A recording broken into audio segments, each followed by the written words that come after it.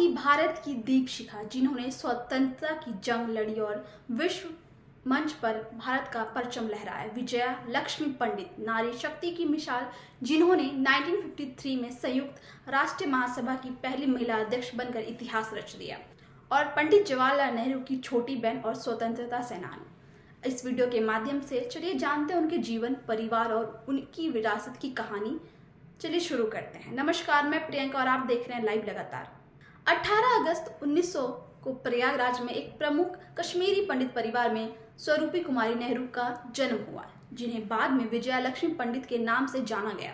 उनके पिता मोतीलाल नेहरू एक धनी बैरिस्टर और भारतीय राष्ट्रीय कांग्रेस के 2 बार अध्यक्ष रह चुके थे और साथ ही स्वतंत्रता संग्राम के प्रमुख नेता भी थे। उनकी माता स्वरूप रानी थासू लाहौर में एक कश्मीरी पंडित परिवार से थी और मोतीलाल नेहरू की दूसरी पत्नी थी, क्योंकि उनकी पहली पत्नी का देहांत प्रवास में हो गया था। विजया 3 बच्चों में दूसरी थी।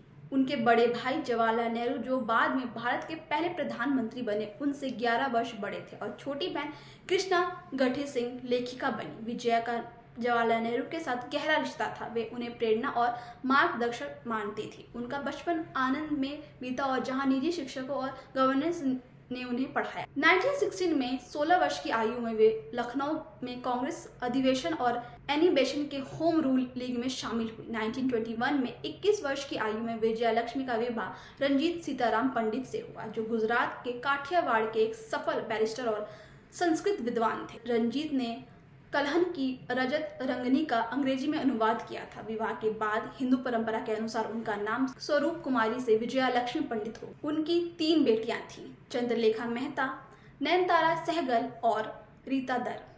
रंजीत स्वतंत्रता संग्राम में सक्रिय थे और कई बार जेल गए। 1944 में लखनऊ की जेल में उनकी मृत्यु हो गई। विधवा के रूप में विजया ने कठिनाइयों का सामना किया और ऑल इंडिया वुमेन्स कॉन्फ्रेंस के साथ मिलकर हिंदू विधवाओं के लिए विरासत कानून में सुधार की। जवाहरलाल नेहरू ने इस दौरान उनकी नैतिकता का समर्थन किया। उन्हें सादा जीवन, किताबें पढ़ाना और बच्चों के कल्याण का काम प्रिय था। विजया लक्ष्मी ने स्वतंत्रता संग्राम में जवाहरलाल नेहरू के साथ कंधे से कंधे मिलाकर काम किया। 1920 में वे गांधी जी के इलाहाबाद आश्रम में रहीं, जहां उन्होंने खादी बुनाई, यंग इंडिया पत्रिका के लिए काम किया। जवाहरलाल नेहरू की प्रेरणा से वे असहयोग में क्विट इंडिया आंदोलन में शामिल हुए, जिनके लिए 1931 से लेकर 1942 तक काफी दिनों तक वो जेल में रही। 1934 में वे इलाहाबाद म्युनिसिपल बोर्ड की सदस्य बनी और 1936 में संयुक्त प्रांत की विधानसभा में चुनी गई। 1937 में वे भारत की पहली महिला कैबिनेट मंत्री बनी, जिन्हें स्थानीय स्वशासन और स्वास्थ्य का प्रभार मिला। 1939 में जवाहरलाल नेहरू के साथ उन्होंने ब्रिटिश नीतियों के खिलाफ इस्तीफा दिया। 1943 में उन्होंने बंगाल अकाल पीड़ितों को सेव द चिल्ड्रन फंड के लिए काम किया। 1947 में स्वतंत्रता के बाद जवाहरलाल नेहरू के नेतृत्व में विजया ने कूटनीति में कदम रखा। वे सोवियत संघ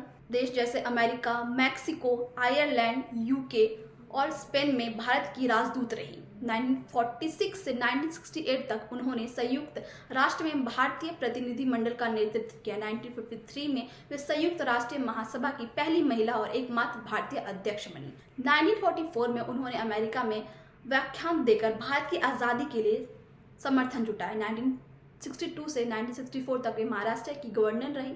1964 से 1968 तक उन्होंने जवाहरलाल नेहरू की फूलपुर सीट से लोकसभा सांसद के रूप में सेवा की। वे गांधीवादी, अहिंसा और वैश्विक शांति की समर्थन थी।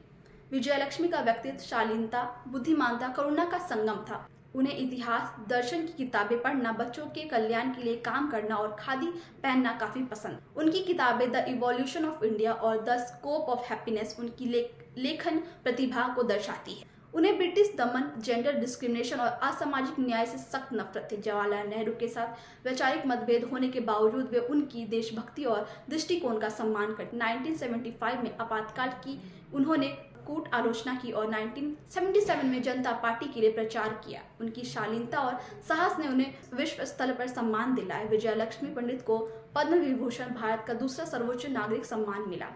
ऑक्सफोर्ड के सोमरविल कॉलेज में उनकी मानदंड फेलोशिप और पेंटिंग उनकी वैश्विक पहचान दर्शाती है। 1979 में वे संयुक्त राष्ट्र मानव अधिकार आयोग में भारत की प्रतिनिधि बनी। 1 दिसंबर 1990 को देहरादून में उनका निधन हुआ। उनकी पंक्ति भारत सुंदरता और विविधता संस्कृतियों की स्वीकृति का देश है, आज भी प्रासंगिक है। आइए उनकी विरासत को सलाम करें और उनके सपने एक शांतिपूर्ण समान भारत को साकार करें। अगर आपको ये वीडियो अच्छा लगा तो वीडियो को लाइक करें, शेयर करें और हम मिलेंगे अगली वीडियो में अगली शख्सियत के साथ। तब तक के लिए धन्यवाद। लाइव लगातार के वीडियो को लाइक करें, सब्सक्राइब करें और बेल आइकन को दबाना न भूलें।